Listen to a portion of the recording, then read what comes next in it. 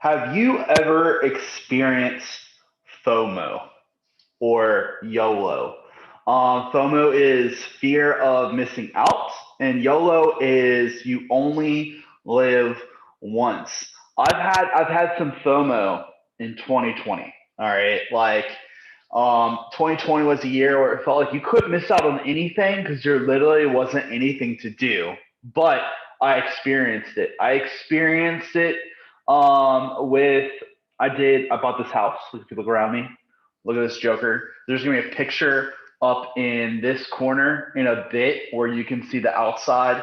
But look at that washer and dryer back there, bro. A little bathroom with a little nook back there. See those board games on that shelf behind me? That picture frame, that cookbook. Oh my goodness. Look at that table, bro. Bro, you know what I'm sitting at right now? Sitting at a counter in my house. Goodness. Like I had a fear of missing out, like when it came to whether or not I was going to buy a house. In the pandemic, the interest rates, if you know anything about like houses, like you pay a percentage on top of what your house actually costs over a span on you could get a 15-year mortgage or a 30-year mortgage. So like that percentage went way down for the average house. And I was able to get a really good deal and get my first ever house. I'm pretty excited about it. But I had FOMO, fear of missing out, leading up to buying this house. You might have experienced FOMO with TikTok.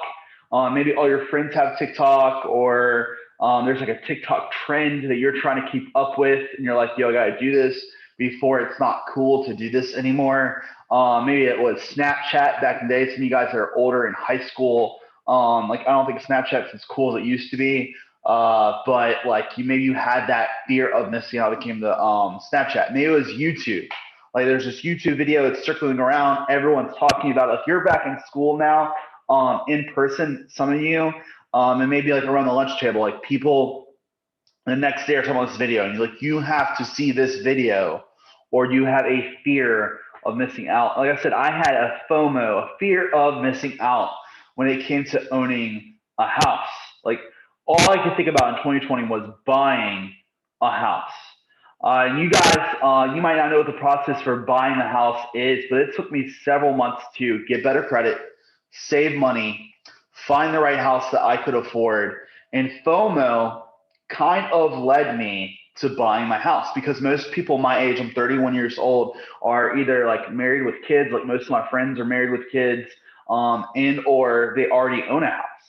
And I was like, man, like, I gotta check something off of this box, this identity box of being 31. Like, what can I check off? I was like, I'm buying a house. I'm doing it. Like, I'm not missing out any longer on this phase of life that I want to be in. So I bought a house. And I made it happen. Like, what is your FOMO or YOLO moment? Is it not having an iPhone 12? Like the new iPhone came out. Maybe your friend group, like people already have it, and you want to be that person that has the newest phone with the newest gadgets and the biggest camera and bezels. You're just like, yo, I need that in my life. I need 5G. You don't know what it is, but you're like, I need it because it exists. Maybe it's not having TikTok. Maybe it's lacking the newest console. The newest console generation came out. Like, what is your fear of missing out moment? Maybe your friend group. Maybe they all made the varsity team at school and you're stuck on JV. What FOMO and YOLO again is like you only live once, really comes down to is you want to make the most of every opportunity. You want opportunities to come your way. You want experiences to come your way. You want good things. When you see other people having good moments in their life, you're like, man, like, I feel like I could be missing out. Maybe you don't experience that on that level, but I guarantee you there has been at least a few times in your life where it just seems like people around you are getting certain opportunities and you also want those certain opportunities. It's a big deal. It's like, what if I told you when it comes to this desire, this craving to make the most of every opportunity, what if I told you that wisdom is literally making the most of every opportunity? What if I told you that wisdom, not fear of missing out, FOMO, not you only live once, YOLO? What if I told you rather it's wisdom? Wisdom that allows you to make the most of every opportunity. What if I told you that if you put on wisdom, your life would be completely different and you would no longer lose out on the opportunities that are going to make your life better? So when people see what you're doing, they're going to want what you have. What if I told you that wisdom was that? And what if I told you that it's biblical wisdom that achieves this? Like you might have heard of wisdom kind of being this buzzword in Christianity and the church, that wise, good standing Christians have it. And it might seem like wisdom, when it's all in the Bible, is like do's and don'ts. Remember, like we've talked about, like the Bible isn't especially what we're reading, like the last this is week 11 of 13 weeks that we're doing this study. Like the Bible isn't do's and don'ts. It's rather like when you find yourself in Christ, now you have the freedom to live for Christ, to live this new life that He's given you. He has given you the freedom from sin and death to literally be the best you. So if you want to be the best you, what we're talking about today isn't about that wise, good standing Christians lived all lives. Rather, wise Christians make the most of every opportunity. Let's check this out. So the passage is right next to me. It's Ephesians 5:16 through 17. It says this: be very careful then how you live, not as unwise, but as wise. You see what's highlighted in blue? It says making the most of every opportunity because the days are evil. And Paul writes, like, biblical wisdom isn't being a dull, boring person. It's not being like the phrase Jesus freak kind of has like a negative connotation nowadays. People are like, that's someone who can't have fun, their lives are dull. Paul's like, hold up a second, like biblical wisdom, living for Christ is literally making the most of every opportunity. And as a new humanity in Christ, you're called to make the most of the freedom you have found in Jesus. Have you ever had to write like a 6 to 10 sentence summary of a book you've read in school, or maybe it's a video that you watched in history class? They always pull out the videos like Civil War, Revolutionary War, like American history. Maybe it's world history, like Rome, or how Europe got started, or World Wars. Whatever it might be, or a bill or a law, and you had to watch that video, and the teacher's like, at the end of class, your homework assignment or your assignment of the class is going to have to write a 6 to 10 sentence paragraph summarizing what you just saw. Like the teacher does this to make sure, one, like, so you're paying attention, right? Like they're trying to like push you to actually pay attention to what you're doing. But Paul is summarizing these two verses. All right. These two verses are summarizing every point we've made so far. Like I said, this is week 11. So weeks 1 through 10, like we talked about, your new humanity. You got to take off the old. You got to think differently about yourself. And then what's the third step? Putting on the new. All right. What have we talked about so far? We talked about taking off lies, putting on truth. We've talked about taking off anger and putting on peace. Taking off theft, putting on generosity. Taking off gossip, putting on encouragement. Taking off revenge, but rather putting on forgiveness.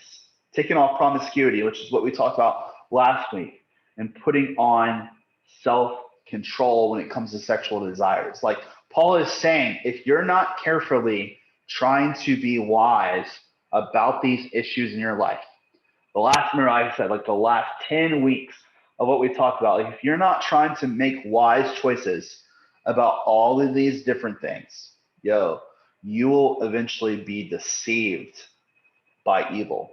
If you're not making the most of something, well, you're obviously not going to be the best. You're obviously not going to be perfect at it, but you're also just not going to be striving towards anything. And you know what happens when you don't strive towards anything? You're more likely to miss the mark. You're more likely to miss the mark. You're more likely to be off course. Remember we talked about last week? If you watched the video, you're attending this middle school life group or high school life group.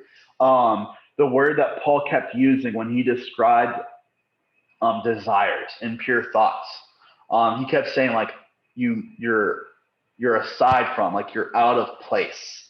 And that's what happens. Like we get out of place. You might be the type of person that's like, my life's good. I don't really do anything. I don't really get into drama. I don't really get in trouble. I don't get caught up in stuff that other people do. But I'm telling you right now, if you're not, the opposite is also true. Like you might find yourself in the middle. The middle is not a good place to be. The Bible specifically says, this verse says, the middle is not a good place to be. What does it say? Wise people make the most of every opportunity. Wise people don't sit around and say, I don't do any of these things, so like I'm okay. That's not what wise people do. Wise people make the most of every opportunity. Christ followers who are following Jesus, who are living this new life, make the most of every opportunity.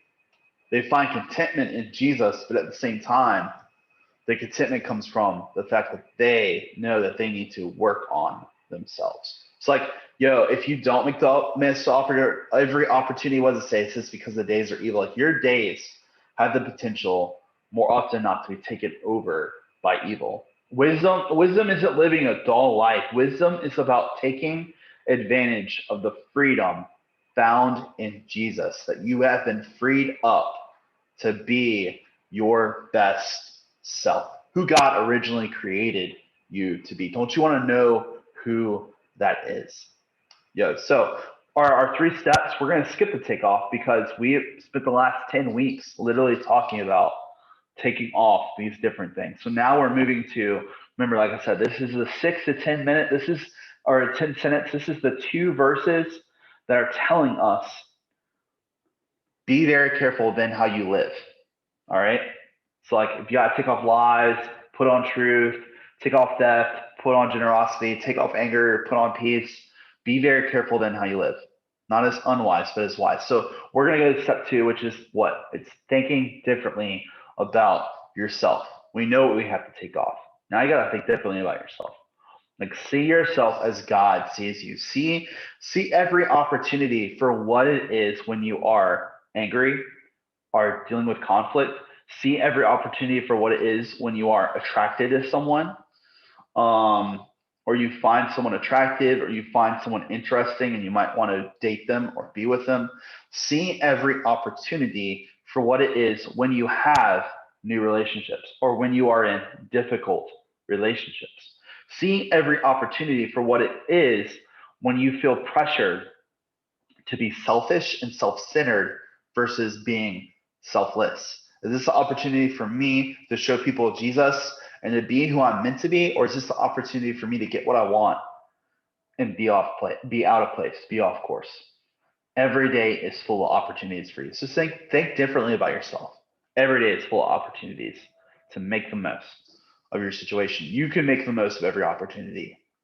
You weren't made for evil. You weren't made for ruin. You were made for good. You were made for creating.